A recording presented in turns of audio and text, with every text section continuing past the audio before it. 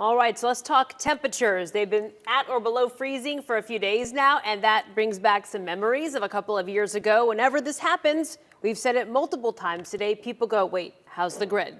That's the question we ask. Yeah, and it's easy to tell folks to stay home today because when you can stay home and have electricity and have heat, you know, that's really preferable. But it was a couple years ago, we didn't have that experience. I want to say good morning to our investigative reporter, Tanya Eiserer, who has spent a lot of time covering ERCOT. Tanya, can you again explain to our viewers the difference between ERCOT and Oncor?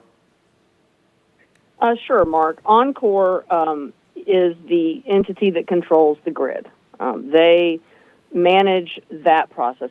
And then the Oncor controls the, ERCOT. I said that wrong. ERCOT controls the market. They control, managing the state's power supply. Oncor controls the transmission lines, the power lines. So when you have a downed line and you've lost power at your house, that's Oncor.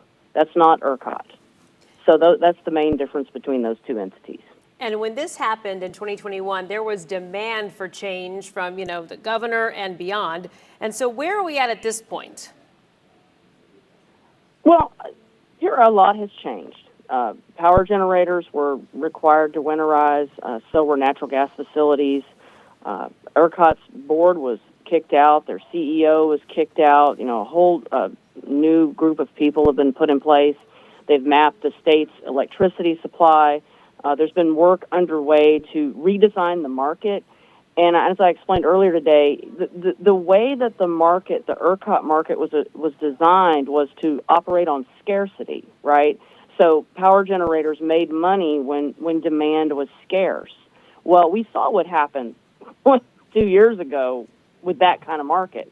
So they're having to redesign the market so that power generators still make money, but we also ensure that we have enough power supply going forward in the future. So there is going to be, I think, a huge fight in the legislature this session to figure out how they accomplish that going forward.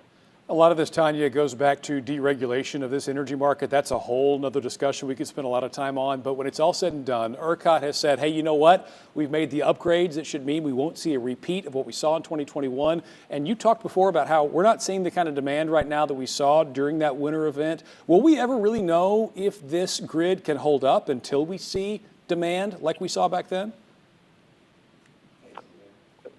Yeah, I think No, I don't think so. I think it's going to have to be tested.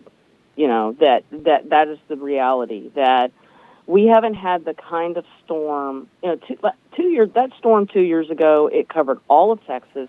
It went beyond our borders. It lasted. We were below freezing. I think it was for 9.5 days, and it was, -2. It was so cold, so widespread, so long lasting.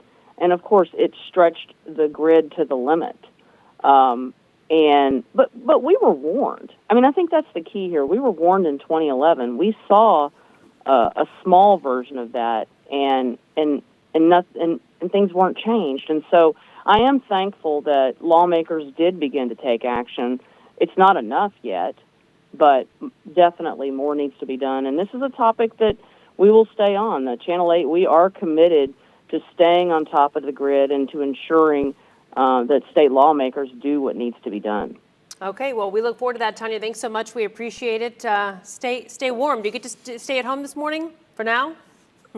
Oh no! I'm like everybody else. I'm downtown. They've put us up in one of the hotels so we can get to the station. Right now, my kid's not very happy with me because I had to notify him that I'm not coming home tonight. So I will be staying off the roads just like everybody else. All right. Make the walk into work safely, Tanya, when you do.